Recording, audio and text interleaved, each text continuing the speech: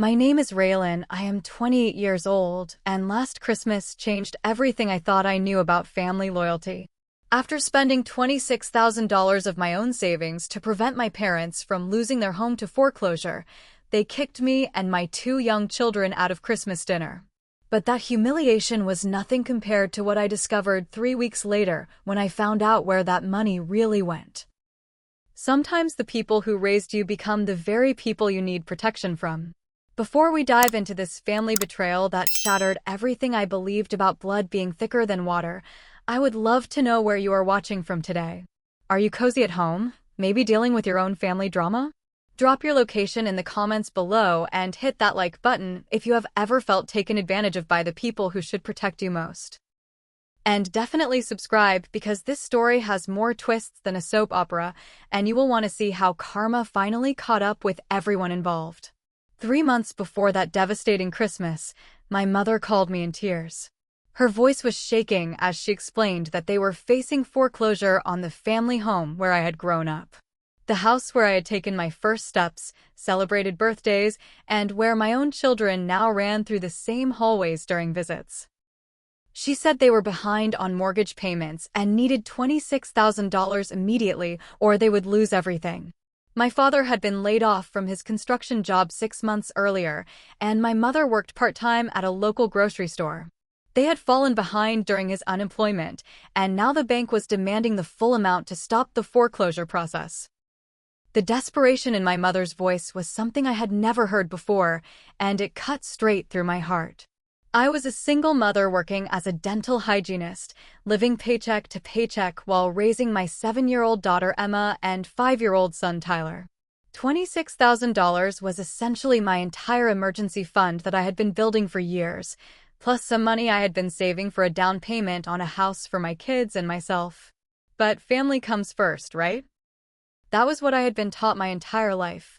Without hesitation, I told my mother I would figure something out. I spent the next week liquidating my savings account, cashing out a small retirement fund early and taking the tax penalty, and even borrowing $3,000 from my best friend Sarah. The stress of gathering that money while maintaining my normal routine with my children was overwhelming. I barely slept, constantly calculating and recalculating numbers, trying to make sure I could still cover my own bills. When I finally transferred the money to my parents' account, my mother cried with relief over the phone. She thanked me repeatedly, promising they would pay me back as soon as my father found work again. My dad got on the phone and his voice was thick with emotion as he told me I was saving not just their house, but their entire future. He said he was proud to have raised such a generous daughter. For the next few months, I lived extremely frugally. I cut every possible expense, shopped only for absolute necessities, and even picked up extra shifts at the dental office whenever possible. My children started asking why we could not go out for dinner anymore or why I seemed so stressed all the time. I explained that sometimes families help each other through tough times and that everything would be okay soon. My parents seemed to be doing better. When I visited, the foreclosure notices were gone from their door and they appeared more relaxed. My father had found part-time work helping a friend with landscaping, and my mother talked about feeling hopeful again. They assured me that they would start paying me back soon, maybe a few $100s a month once things stabilized completely. Then Christmas arrived. I had been looking forward to it because it would be our first normal family gathering since the financial crisis. I spent my last discretionary money on modest gifts for my children and something small for my parents. Emma and Tyler were excited to see their grandparents and spend Christmas Day in the house I had helped save. But when we arrived Christmas morning, something felt different immediately. There were new decorations throughout the house, expensive-looking ones I had never seen before. The Christmas tree was massive and professionally decorated, nothing like the modest trees my parents usually had. The dining room table was set with china I did not recognize, and the smell of an elaborate feast filled the air. My parents seemed uncomfortable when they saw me looking around. They quickly ushered us into the living room where an enormous pile of presents sat under the tree. I watched in shock as my parents gave Emma and Tyler gifts that must have cost hundreds of dollars each. The latest gaming console, expensive toys, designer clothes. My children were thrilled, but I felt sick to my stomach. During dinner, I finally asked quietly how they could afford such an extravagant Christmas when they had just been facing foreclosure. My father's face darkened, and my mother looked away. That was when my father said the words that changed everything. "We do not owe you an explanation for how we spend our money, Raylan." I stared at him in disbelief. "Your money? Dad, I gave you $26,000 3 months ago to save this house." What happened next still gives me chills. My mother actually rolled her eyes and said, "That was a gift, sweetie. We never asked you to be our bank." The room went completely silent except for my children playing with their new toys in the corner. I could not process what I was hearing. "A gift? Mom, you called me crying, begging for help to avoid foreclosure." My father leaned back in his chair and crossed his arms. "We figured things out on our own.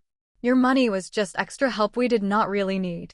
That was when I noticed my Uncle Mike, my father's brother, shifting uncomfortably in his chair. He had been quiet all evening, which was unusual for him. I looked around the table at my extended family members who were all avoiding eye contact. The realization hit me like a physical blow. They all knew something I did not. "Where did the foreclosure money come from?" I asked directly. The silence stretched on until my Uncle Mike finally spoke up. "Your father refinanced the house through my company 2 weeks before you gave them the money. The foreclosure was already resolved." The words hung in the air like poison. I felt the blood drain from my face as the truth sank in. "You mean they already had the money to save the house before I gave them anything?" My uncle nodded miserably. "The refinancing went through with a lower interest rate. They not only saved the house, but ended up with extra cash." I turned to look at my parents, expecting shame or apology or some kind of explanation. Instead, my father shrugged and said, "Business is business, Raylan. You chose to give us that money." That was the moment everything clicked into place. The expensive Christmas decorations, the elaborate gifts, the fancy dinner, it was all purchased with my $26,000 while they let me struggle financially for months, believing I was helping family in crisis. The drive home from my parents' house that Christmas evening was the longest 25 minutes of my life. Emma and Tyler chattered excitedly in the back seat about their new presents, completely unaware that their mother's world had just imploded. I gripped the steering wheel so tightly my knuckles turned white, fighting back tears of rage and disbelief. $26,000. The number kept echoing in my mind. My entire safety net gone. Not to save family from disaster, but to fund their lie while I scraped together grocery money and worked double shifts. The betrayal felt like a physical weight pressing down on my chest, making it hard to breathe. That night, after putting the kids to bed, I sat at my kitchen table with a cup of coffee and really looked at my financial situation for the first time in months. The numbers were brutal. My checking account had $87. My savings account was empty. My credit card balance had grown to nearly $4,000 as I had covered basic expenses after depleting my reserves. But something strange was happening alongside the devastation. A cold, calculating clarity was settling over me like I had never experienced before. The daughter who always put family first, who never questioned or pushed back, who absorbed criticism and manipulation with a smile, that person was dissolving. In her place was someone harder, sharper, and absolutely done with being taken advantage of. I opened my laptop and started documenting everything. Screenshots of the bank transfer showing the $26,000 wire to their account. Text messages from my mother begging for help and promising to pay me back. Photos I had taken of the foreclosure notices on their door months earlier. Every conversation, every lie, every manipulation, I cataloged it all with the methodical precision of someone building a case. The more I documented, the angrier I became. Not just angry, furious in a way that felt righteous and justified. These people had looked me in the eye while I struggled to buy groceries, knowing they were sitting on my money. They had watched me stress about bills while planning their elaborate Christmas celebration funded by my sacrifice. Around midnight, I called my best friend Sarah, the one who had loaned me $3,000 to help complete the payment to my parents. When I told her what had happened, the silence on the other end of the phone lasted so long I thought the call had dropped. "Raylan," she finally said, her voice tight with controlled anger. "This is not just family drama. This is fraud. They intentionally misrepresented their financial situation to obtain money from you under false pretenses." Sarah worked in banking and understood financial crimes better than most people. Hearing her use legal terminology made the situation feel more real and more serious. "You have documentation of their lies, proof of the money transfer, and witnesses who knew they had already resolved their financial problems before you gave them anything." We talked until almost 3 in the morning, and Sarah helped me see the situation from a completely different perspective. This was not about ungrateful family members or hurt feelings. This was about people who had committed a crime against me and thought they could get away with it because I was too nice, too family-oriented, too willing to absorb abuse in the name of keeping the peace. The next morning, I called in sick to work and spent the day researching. I learned about civil fraud, conversion, and unjust enrichment. I read case studies of family members who had sued each other over financial deception. I discovered that blood relationship does not provide immunity from legal consequences when someone steals from you. By noon, I had contacted 3 different attorneys who specialized in family financial disputes. 2 of them agreed to consultation calls that afternoon. The third one, a woman named Patricia Chin who had built her practice on cases exactly like mine, agreed to meet with me the following day. That evening, I sat Emma and Tyler down for a conversation I never thought I would need to have.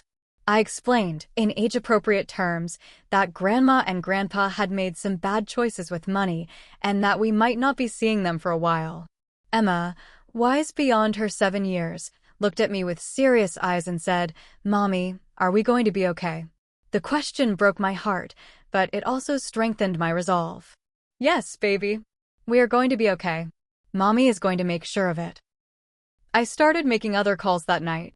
I contacted my Uncle Mike, who had been the one to reveal the truth about the refinancing. He was devastated by what had happened and agreed to provide a written statement about the timeline of events. He had been uncomfortable with my parents' deception from the beginning, but had not known how to approach me about it. I also reached out to my cousin Jennifer, my father's sister's daughter, who worked in real estate and had access to property records. She confirmed that the refinancing had been completed weeks before my parents approached me for money. She also revealed something that made my blood run cold. My parents had been bragging to family members about their financial windfall from both the refinancing and my contribution. The picture that emerged was of 2 people who had seen an opportunity to manipulate their daughter's love and loyalty for financial gain. They had not just lied to me. They had planned the deception, executed it flawlessly, and then celebrated their success with family members while watching me struggle with the consequences. By the end of that week, I had transformed from a heartbroken daughter into someone with a clear mission. I was going to get my money back, and I was going to make sure my parents understood that their actions had serious consequences. Not because I was vindictive, but because letting them get away with this would signal to my children that family loyalty meant accepting abuse and manipulation. The old Raylan would have swallowed her pride, chalked it up to a family misunderstanding, and moved on while continuing to struggle financially. The new Raylan understood that sometimes the most loving thing you can do is refuse to enable someone's bad behavior, even when that someone raised you. My meeting with attorney Patricia Chin changed everything.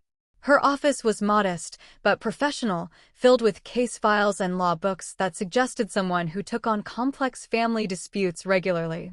Patricia was probably 50 years old, with silver-streaked hair and the kind of direct gaze that made it clear she had seen every type of family dysfunction imaginable. After reviewing my documentation for 30 minutes in silence, Patricia looked up at me and said, "You have one of the strongest cases of civil fraud I have seen in years.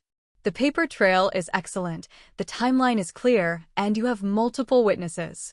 The question is not whether you can win, it is whether you are prepared for what comes next." She explained that pursuing legal action against my parents would likely destroy our relationship permanently. There would be depositions, court filings, and potentially a trial where our family's financial details would become public record. My parents would probably hire their own attorney and mount a defense that could get ugly and personal. Are you prepared to go through with this knowing you may never speak to your parents again? Patricia asked.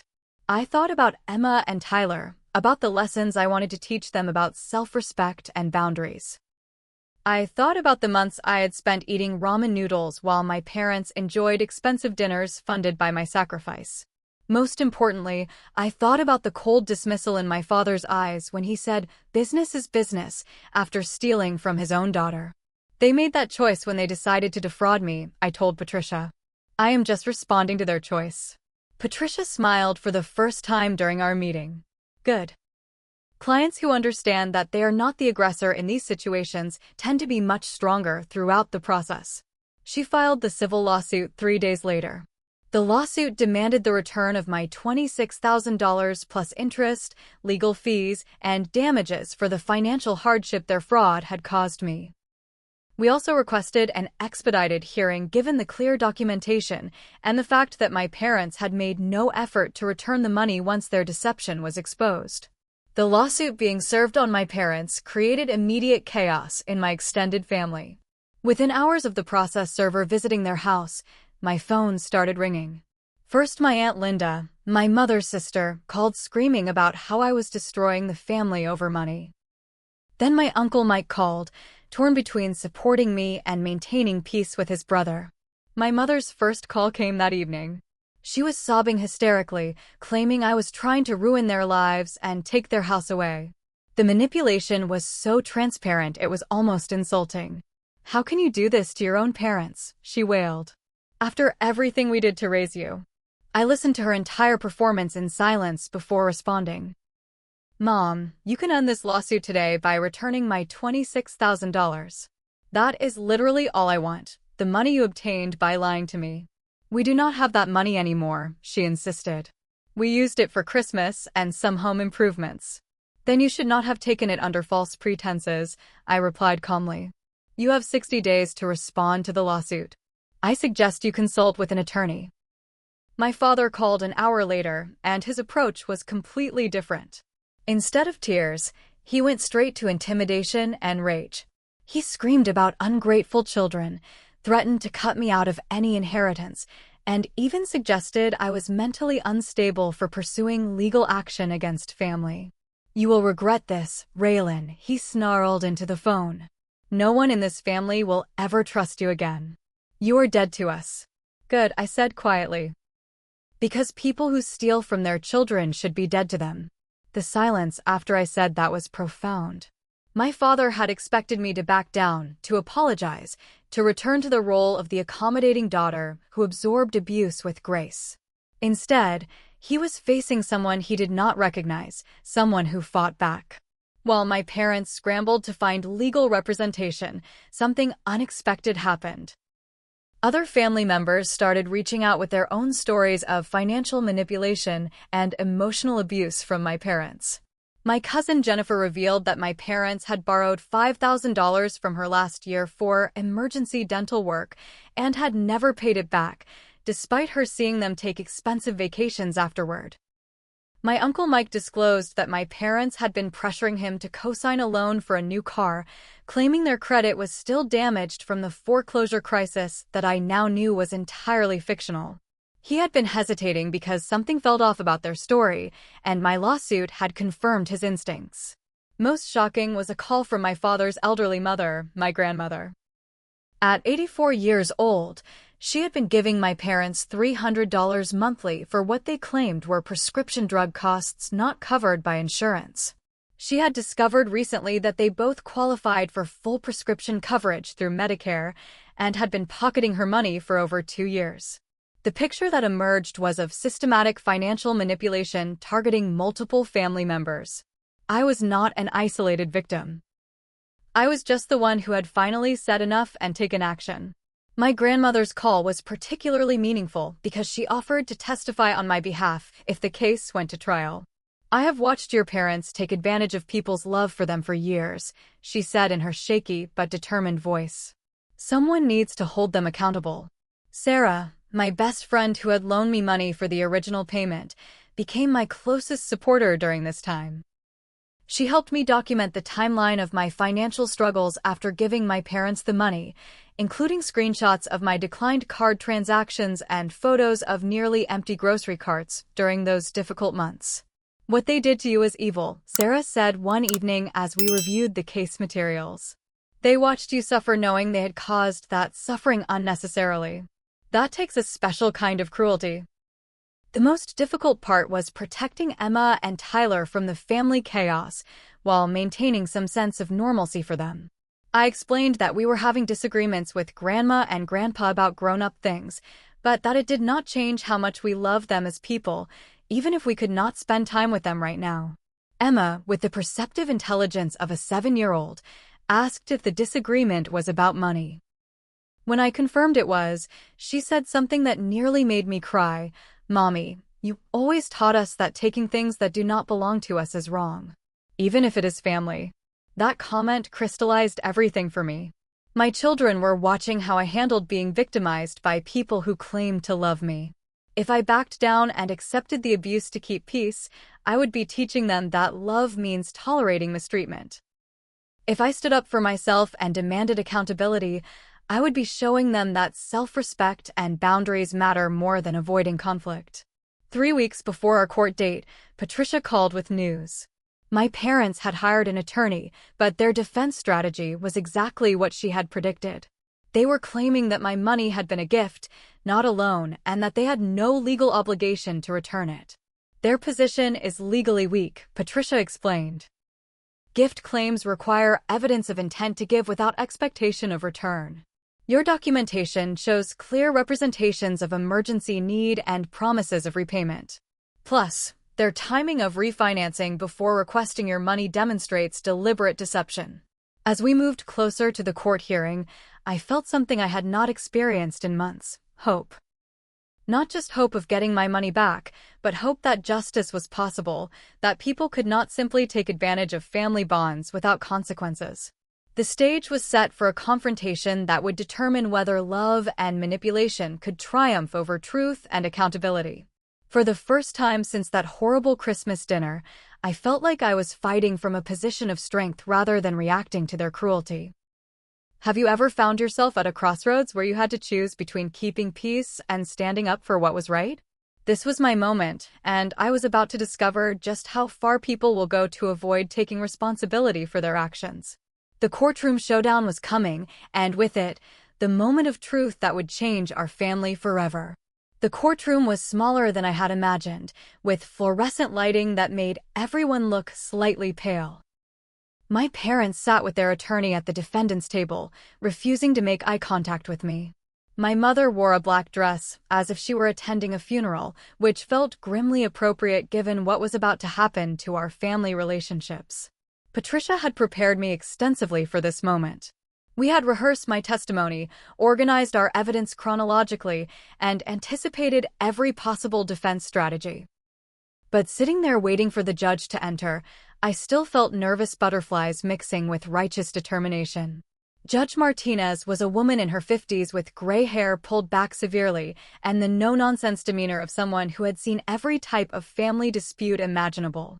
She reviewed our case file for several minutes before looking up at both legal teams. "This appears to be a straightforward matter of civil fraud with excellent documentation," she said. "I am prepared to hear opening statements and review evidence today." Patricia's opening statement was precise and devastating. She laid out the timeline of events with military precision: the phone calls begging for money, the wire transfer of $26,000, the discovery that the foreclosure had already been resolved through refinancing weeks earlier, and my parents' admission that they had intentionally misled me about their financial situation. "Your Honor, the defendants engaged in deliberate deception to obtain money from their daughter under false pretenses. They created a fake emergency, accepted her life savings, then celebrated their success while watching her struggle financially for months. This is textbook fraud, made more heinous by the family relationship they exploited." My parents' attorney, a nervous-looking man in an ill-fitting suit, argued that family financial arrangements were inherently informal and that my money should be considered a gift since there was no written loan agreement. His argument felt desperate and poorly constructed, especially when contrasted with our mountain of evidence. When I took the witness stand, Patricia walked me through the events chronologically. I testified about the tearful phone calls from my mother, the stress of liquidating my savings, the months of financial hardship afterward, and the shocking discovery at Christmas dinner that their emergency had been fictional. Ms. Raylan, how did you feel when you learned that your parents had already resolved their foreclosure before requesting money from you? Patricia asked. Devastated, I answered honestly. I realized that they had watched me struggle to buy groceries for my children, knowing that struggle was completely unnecessary because they had my money sitting in their account. The cross-examination from their attorney was aggressive but ineffective. He tried to paint me as vindictive and money-obsessed, but his questions only reinforced how thoroughly my parents had deceived me. Is it not true that families help each other without keeping score? He asked. Helping family and being defrauded by family are completely different things, I replied. If they had asked me for money to improve their house or have a nice Christmas, I might have considered it. But they lied about facing foreclosure to manipulate my emotions and steal my savings. The most powerful moment came when we played the recorded voicemail my mother had left me 3 months earlier, sobbing about losing the family home. Patricia had advised me to save all communications, and that voicemail became Exhibit A, and proving their deception was premeditated and deliberate. My Uncle Mike testified about the timeline of the refinancing and confirmed that my parents had bragged to family members about their financial windfall from multiple sources. My grandmother testified via video link about the pattern of financial manipulation she had witnessed over the years. But the most damaging testimony came from an unexpected source. My parents' own mortgage broker, whom Patricia had subpoenaed, testified that the refinancing had been completed on October 15th, and that my parents had received a cash disbursement of $35,000 beyond what was needed to pay off their existing mortgage. So the defendants received $35,000 in cash from refinancing, then requested $26,000 additional dollars from their daughter by claiming they were facing foreclosure. Patricia asked. That is correct, the broker confirmed. They had no foreclosure issues when they refinanced. In fact, they qualified for one of our best interest rates because of their improved credit situation. I watched my father's face during this testimony and saw something I had never seen before: shame.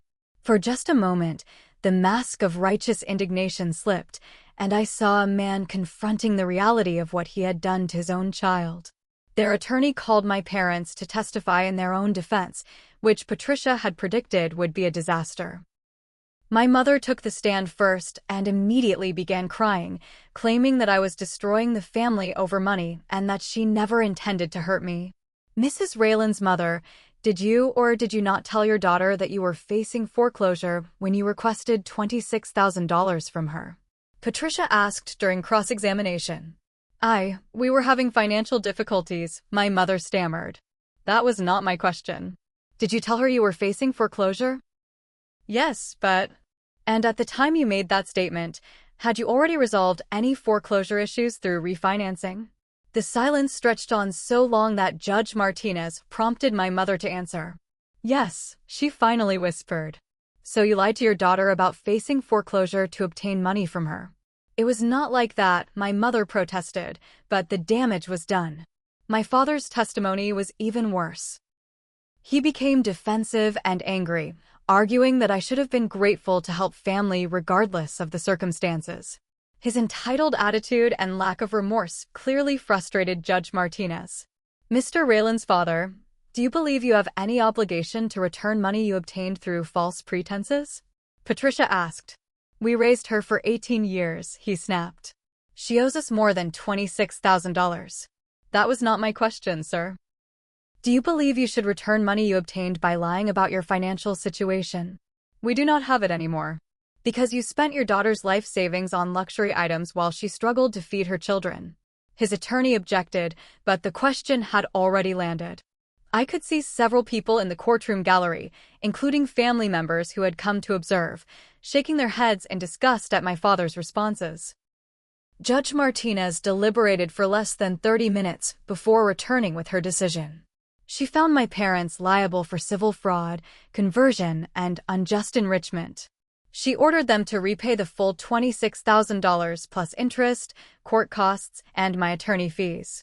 The evidence in this case shows deliberate and calculated deception designed to exploit the defendant's daughter's love and loyalty for financial gain, Judge Martinez stated.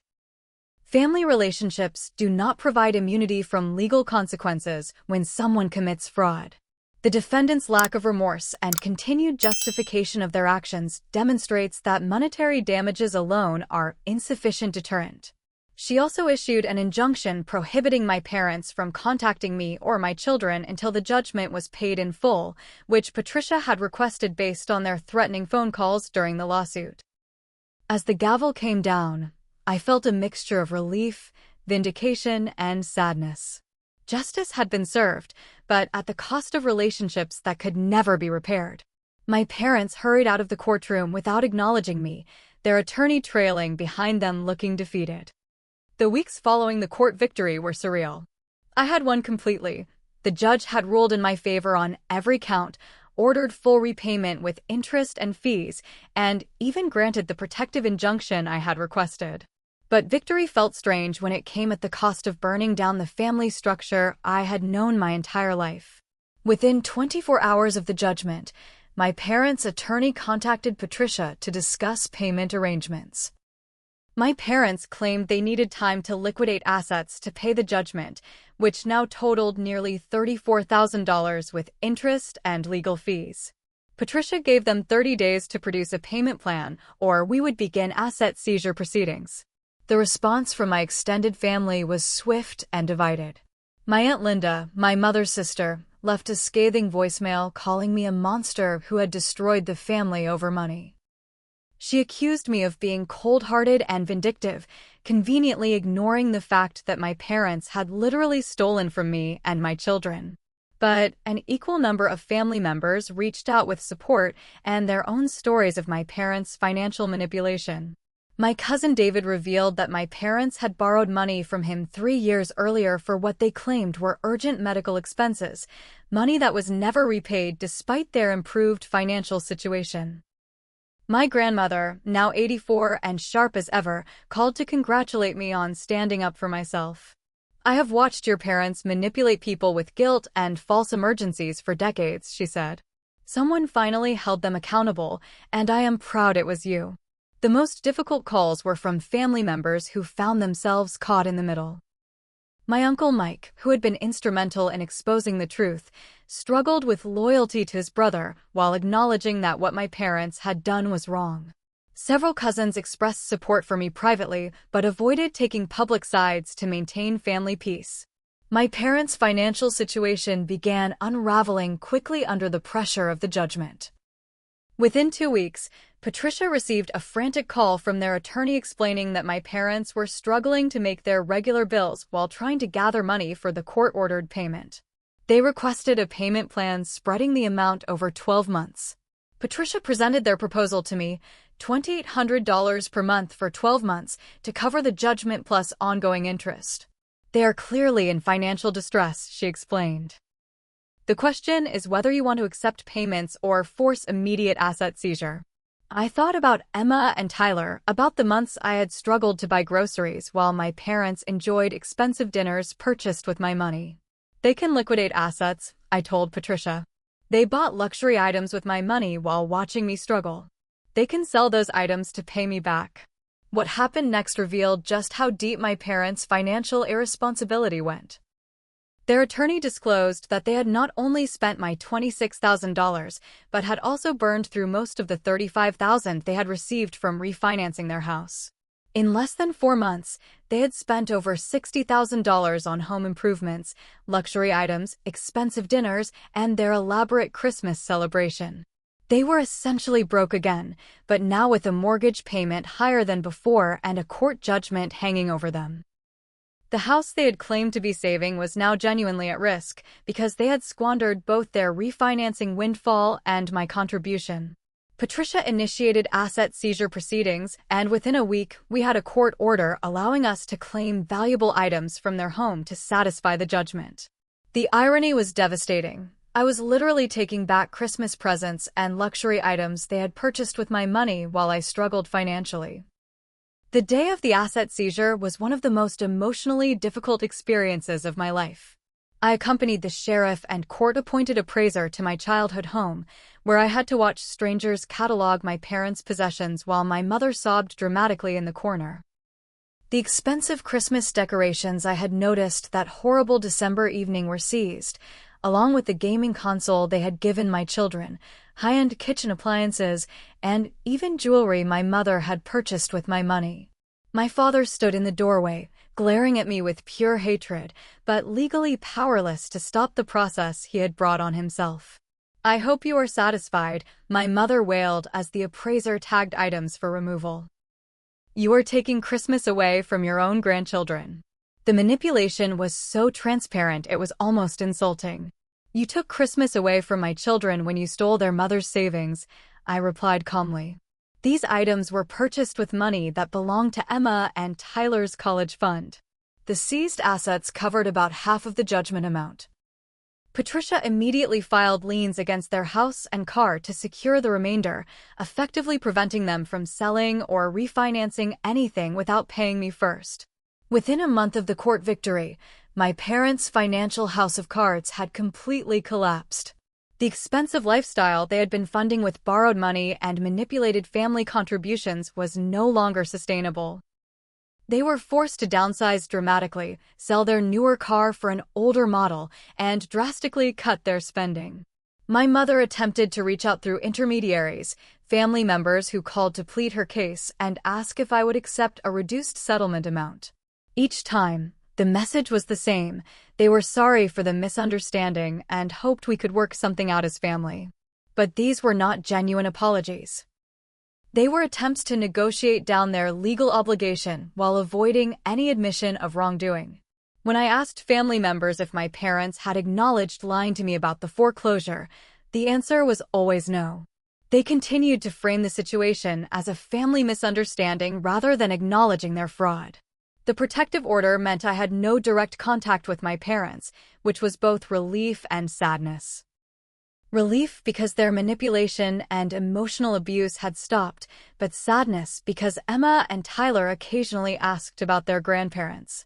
I explained to my children that Grandma and Grandpa had made some very bad choices about money and honesty, and that sometimes when people make bad choices, they have to face consequences even if it makes everyone sad.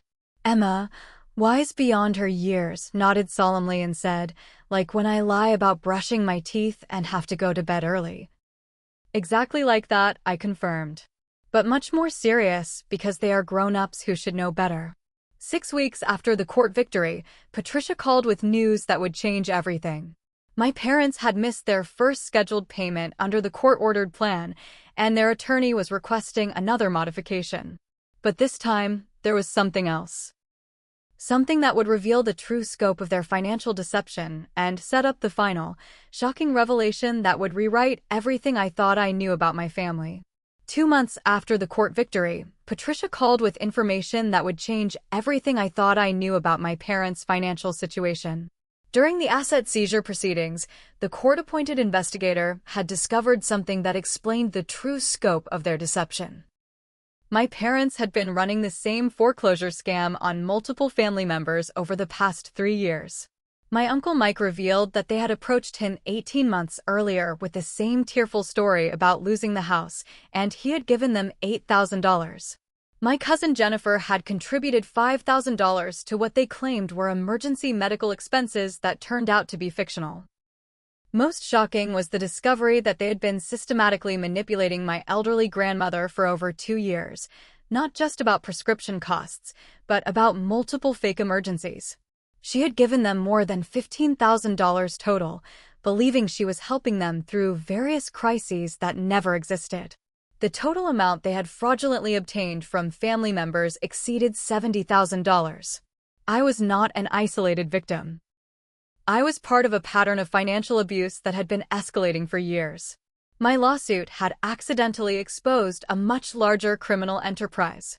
Patricia contacted the district attorney's office, and within a week, My parents were facing criminal fraud charges in addition to the civil judgment I had already won. The scope of their crimes meant they could face significant prison time if convicted on all counts. The criminal charges changed everything within our extended family. Relatives who had initially criticized me for suing my parents began reaching out with apologies and their own stories of financial manipulation. My Aunt Linda, who had called me a monster for pursuing legal action, discovered that my parents owed her mother-in-law $12,000 for a fake roof repair emergency. My Uncle Mike became my strongest family ally. "I should have supported you from the beginning," he admitted during a long phone call. I knew something was wrong but convinced myself it was just family drama. "You were the only one brave enough to hold them accountable." The criminal case moved quickly because the evidence was overwhelming. My parents' attorney advised them to accept a plea bargain rather than risk a trial that would result in much harsher sentences. They pled guilty to multiple counts of fraud and were sentenced to 18 months in minimum security prison, followed by 5 years of probation during which they would be required to make full restitution to all victims. The restitution order meant I would eventually receive every penny they owed me, plus the other family members would be compensated for their losses. My parents' house was sold to help fund the restitution payments, and they were required to attend financial counseling as part of their probation. But the most meaningful resolution was not financial. It was the relationships that emerged from the wreckage of my original family structure. My grandmother, despite her advanced age, became one of my closest confidants.